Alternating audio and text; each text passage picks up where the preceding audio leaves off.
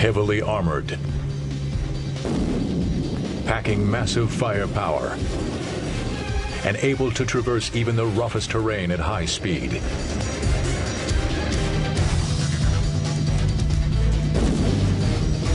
Today's frontline battle tanks are the most fearsome of weapons. In modern land warfare, tanks lead the charge.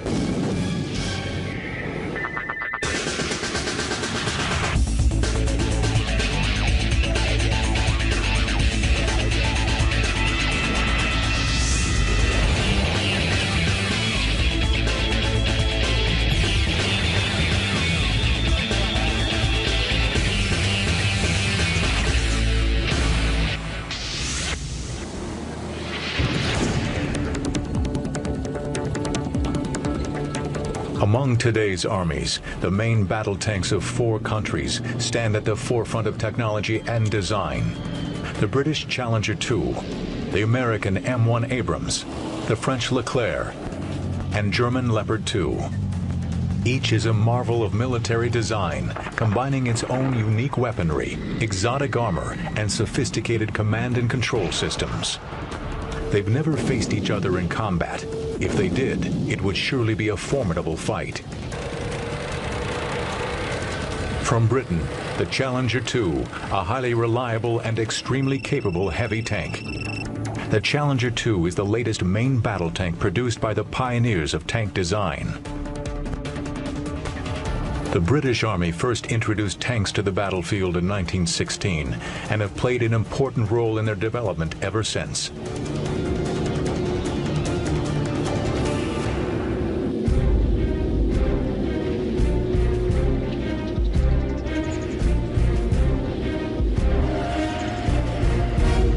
The Challenger traces its heritage back to Britain's Chieftain tank. When the Chieftain entered service in 1966, it was the most heavily armored of all main battle tanks. With an emphasis on armored protection, the Chieftain's turret was carefully contoured to optimize the thick steel of its armor. The Chieftain balanced its superb protection with a powerful 120mm gun, much larger than the 105mm guns common to most tanks of the 1960s and 70s. But thick steel armor makes tanks heavy and slow, and the Chieftain was guilty on both counts. Britain needed a faster, more sophisticated tank. During the 1970s, under the codename Burlington, British designers developed a radical new type of tank armor. This complex composite armor became known as Chobham armor, named after the city in which it was developed. How it works and what exactly it's made from remain top secret, but it is highly effective. Most experts believe the armor consists of complex layers of metal and advanced ceramics. When the Challenger 1 appeared in the 1980s, it was the first British tank to incorporate this highly effective protection. Chobham armor made the Challenger nearly invulnerable to frontal attack from deadly high-explosive anti-tank or heat rounds. Besides its enhanced protection, the Challenger was more mobile than the Chieftain.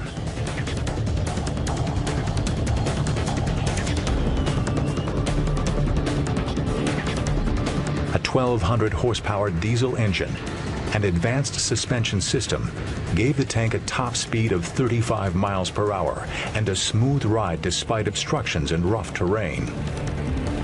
One of the most important advances in tank design in the 1980s was in gunfire controls, which permitted the tank to fire on the move.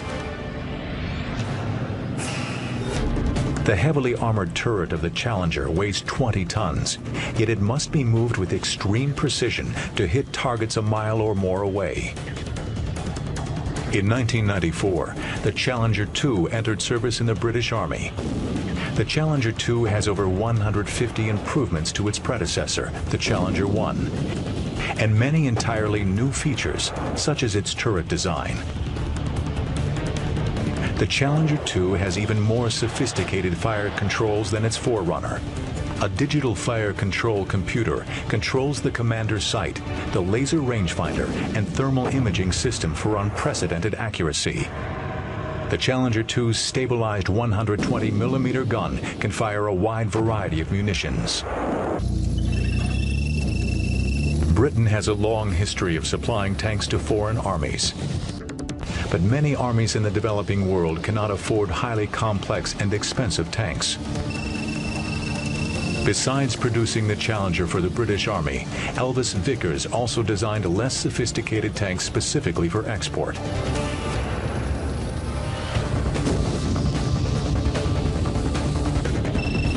The Vickers Mark 7 is an example of British-German industrial cooperation with a Vickers-designed turret and a German Leopard 2 hull.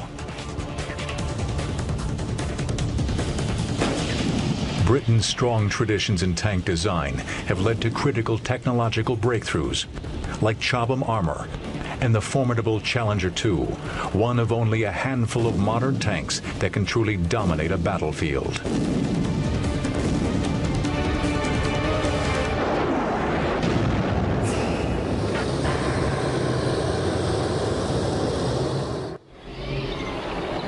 Across the hot, dusty prairies of Texas, the U.S. Army wages mock combat in one of the world's most formidable tanks, the M1 Abrams, named after the legendary General Creighton Abrams.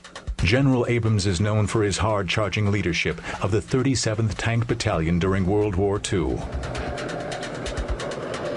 Today, American tanks are much more powerful, better protected, and much faster than the Sherman tanks that Abrams commanded.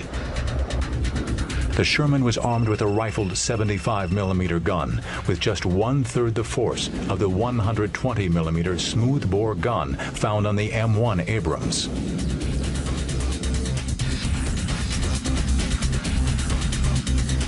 The Abrams Advanced Composite Armor provides 12 times greater protection than the Sherman's mere 2 inches of steel armor plating.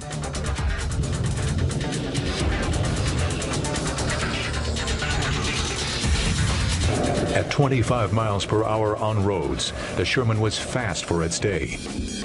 But the Abrams can travel nearly twice as fast, even in rough terrain. A 1,500 horsepower gas turbine engine, similar to those used by attack helicopters, provides the muscle. The increased speed causes you to be able to do a lot more things than you normally could with the slower M60 series.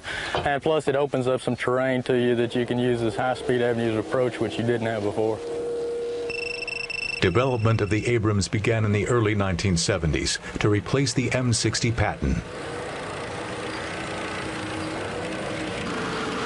Newly developed guided anti-tank missiles made protection a major priority in the Abrams design.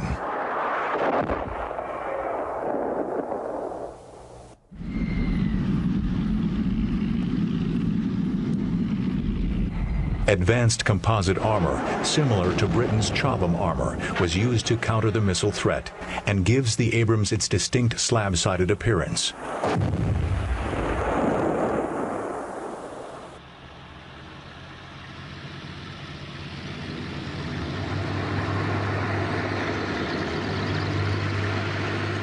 To protect the crew from a mishap with its own ammunition, the rounds are housed in a compartment at the rear of the turret with blast doors that separate and safeguard the crew. Should the ammunition be ignited by enemy fire, the explosion is vented upward away from the crew. This once secret test footage demonstrates that in spite of detonation, the blast doors protect the crew from the fire.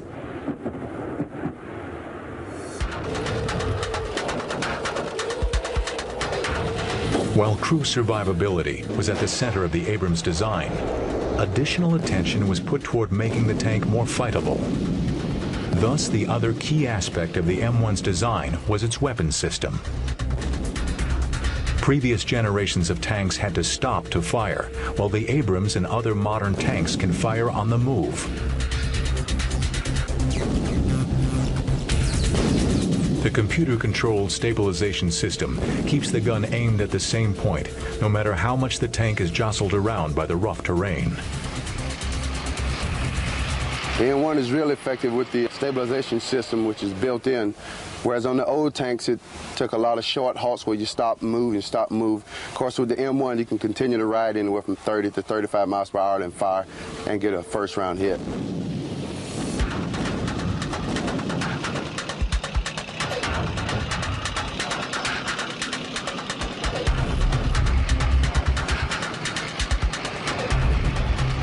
Several systems are employed to ensure the accuracy of the gun. A muzzle reference system measures barrel warp caused by the heat of repeated firings. A wind sensor checks for crosswinds that would cause a round to go astray. And a laser rangefinder precisely measures the distance to within inches of the target. The fire control computer combines data from these systems to compute a real-time firing solution that is highly accurate even at ranges greater than 1 mile. The speeds of kills on a modern battlefield are going to be totally different than they used to be, where you would shoot multiple times and not get hits. And nowadays, you have over a 90% probability of hit even while moving. Modern electronic systems simplify the work of the tank crew.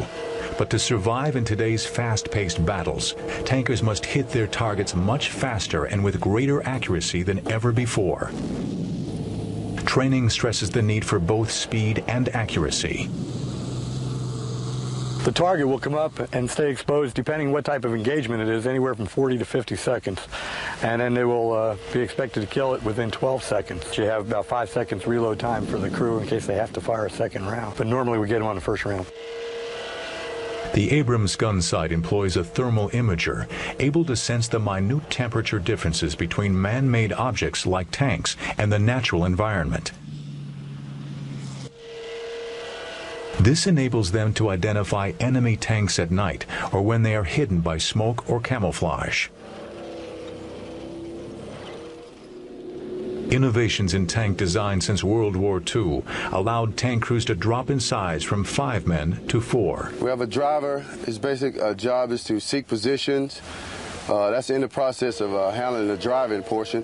And we have the loader. He basically take care of the aerial watch and also the rear section of the tank. And we have the gunner.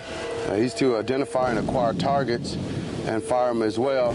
And myself, I'm the tank commander. I pretty much keep control and overwatch over each other position.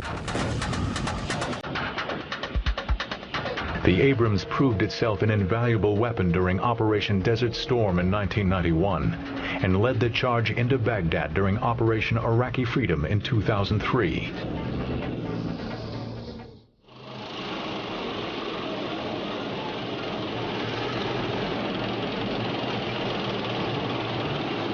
France has long been a pioneer in tank design.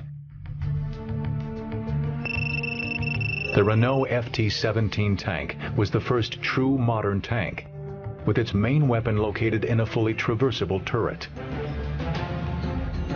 French tank designers continued this tradition with the development of the Leclerc main battle tank. Named in honor of Marshal Philippe Leclerc, who led the Free French 2nd Armored Division in the liberation of Paris in 1944.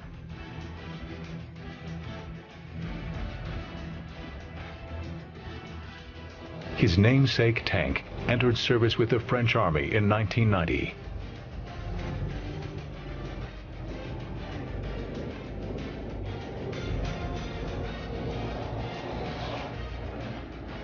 The Leclerc has a traditional turret design, but incorporates many advances in its fire control system.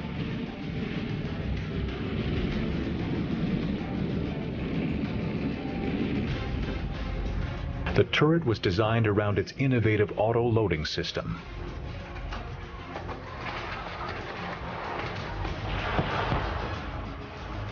The smooth-bore 120mm gun uses the same rounds as those used in the German Leopard and the American Abrams tanks. The long gun of the Leclerc provides the rounds a higher muzzle velocity, affording a greater range. The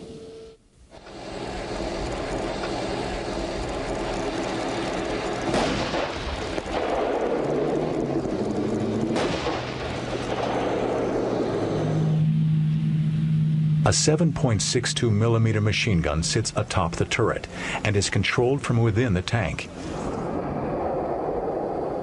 It is also fitted with a larger 12.7 millimeter coaxial machine gun.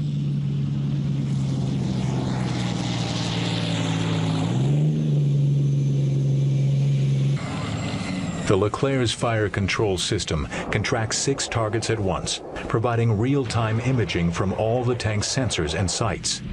This system can be operated independently by the gunner or the commander.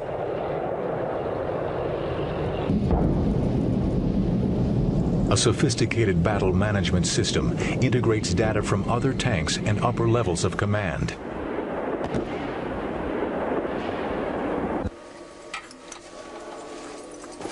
Tank crews no longer communicate simply by radio, but exchange critical information through digital data systems. The Leclerc was designed around a centralized computer architecture. In battle, the Leclerc is in constant communication with other armored vehicles in its unit. This allows the crew to be aware of the precise location, fuel status, remaining ammunition, and other relevant information for each vehicle in their battle unit.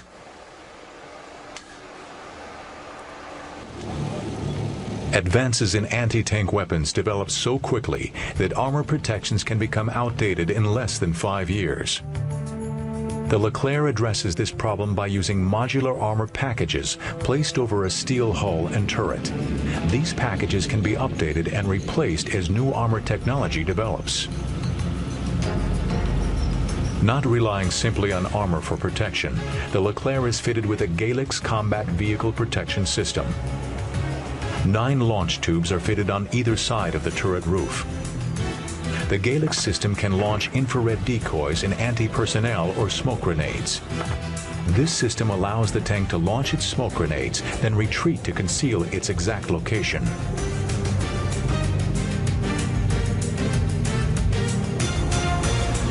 One of the key differences between the Leclerc and other contemporary tanks is its replacement of a human loader with an automatic loading system, reducing the crew size to 3.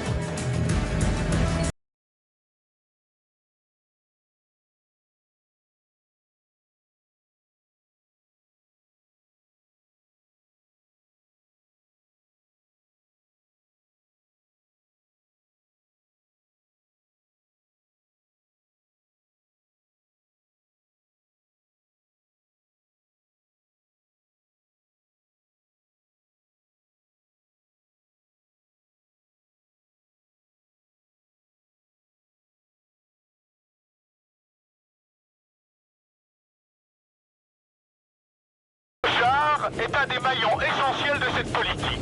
Le char Leclerc, en 1991, sera capable à la fois de percer tous les chars existants sur le champ de bataille, mais également sera susceptible de répondre aux menaces des agresseurs adverses.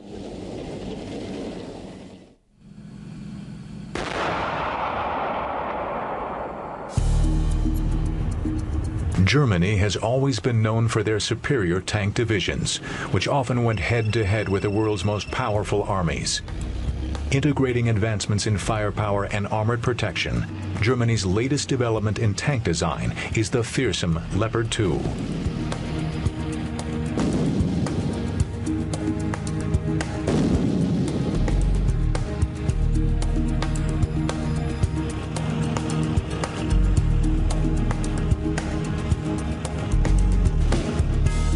Tanks were the spearhead of the German Blitzkrieg in World War II. The legendary Tiger and Panther were among the most powerful tanks to roam the European battlefields during the final years of the war. Today they stand as silent reminders of the great armored clashes like Kursk, Normandy, and the Battle of the Bulge. Their place has been taken in the modern Bundeswehr by tanks of the Leopard family, the Leopard 1 and the Leopard 2. The Leopard 1 was the first German tank built after the Second World War. It entered service with the Bundeswehr in 1965. Compared to its wartime antecedents, it was much better armed. The Leopard 1's main weapon was a rifled 105mm gun. capable of hitting enemy tanks at ranges of over 1.5 miles. The Leopard 1 was considerably more mobile than the tanks of World War II, with road speeds up to 35 miles an hour. This highly regarded design was the most widely distributed tank type in NATO service in its day, with over 4,000 produced. The Leopard 1 also formed the basis for the Gepard, an anti-aircraft vehicle armed with a radar-directed twin 35mm cannon system.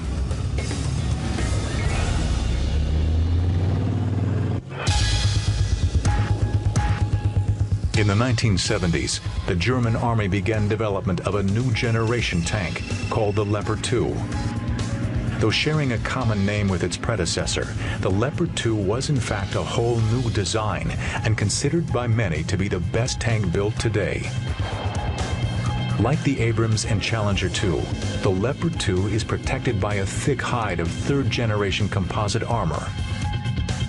The use of reactive armor atop the turret provides the Leopard 2 superior protection to the latest in top attack anti-tank munitions.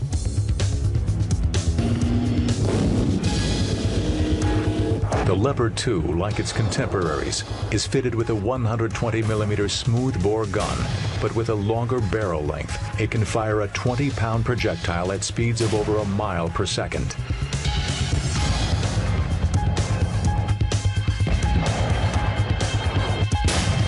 Precision is ensured by a laser rangefinder and a sophisticated stabilization system.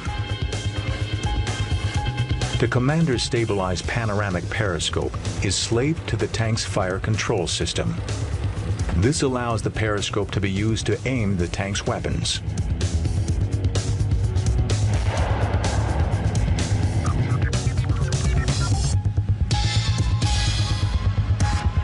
The Leopard 2's rough exterior appearance belies its internal complexity.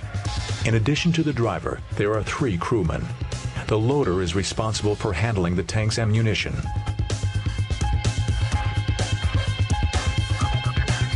The gunner aims the 120mm gun and operates the fire controls. And the commander acquires targets and directs the rest of the crew in their duties.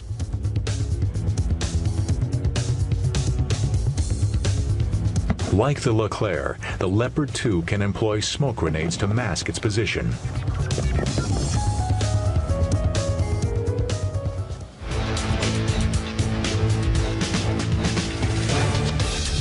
Despite the technical sophistication of modern tanks, the life of a tank crewman is arduous. There is ammunition to be loaded and a host of other chores to keep a machine like the Leopard 2 in good operating condition. Tanks are also expensive to operate, even in peacetime. A tank will wear out a set of tracks every 2,000 miles, and they cost over $50,000 to replace. Modern tanks are too heavy to be made amphibious, so rivers are a major obstruction. To circumvent this problem, the Leopard 2 can snorkel underwater with the crew sealed inside the vehicle, employing a special tube to provide air to the engine and crew. High speed makes a tank difficult to hit during combat. The Leopard 2 can attain cross-country speeds up to 45 miles per hour, with its torsion bar suspension dampening the jostling of rough terrain. The Leopard 2, perhaps the best combination of armor and firepower on today's battlefield, proudly carries on Germany's excellence in tank design.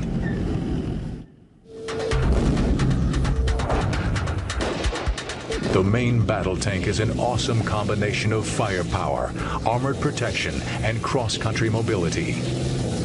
The tank remains the central element in all major armies.